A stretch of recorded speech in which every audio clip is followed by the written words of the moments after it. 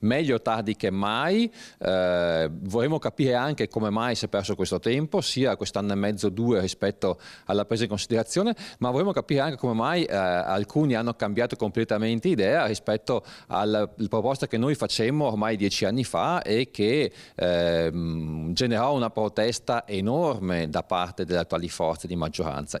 Meglio tardi che mai, dice Riccardo Poletto, che quando era sindaco aveva preso in considerazione l'ipotesi del nuovo teatro cittadino nella Sala da Ponte.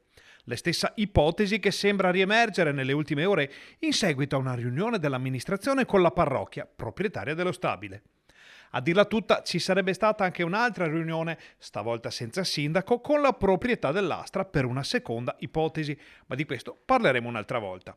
Ora invece Riccardo Poletto parla della proposta avanzata sul Da Ponte pure in tempi più recenti. Avevamo chiesto tra l'altro lo scorso anno che venisse inserito tra quelle ipotesi progettuali che la Giunta Pavan aveva sottoposto a uno studio anche abbastanza oneroso.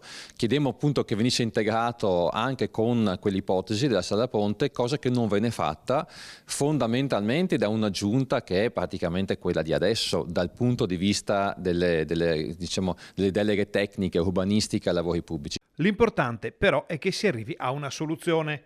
Se poi la soluzione sarà l'acquisto dalla parrocchia della sala e la trasformazione in un teatro con tutti i crismi, ben venga, fanno sapere dall'opposizione. In ogni caso l'importante è guardare avanti. Io credo che la proposta da Ponte potrebbe essere, bisogna mettere tutti i numeri a posto e vedere la progettazione, ma dalle informazioni che ho io, la considerazione che potrebbe essere quella col miglior rapporto qualità-prezzo, quindi con un buono, quasi ottimo risultato a fronte probabilmente del costo più basso di tutte le altre alternative che ci sono ad oggi in città.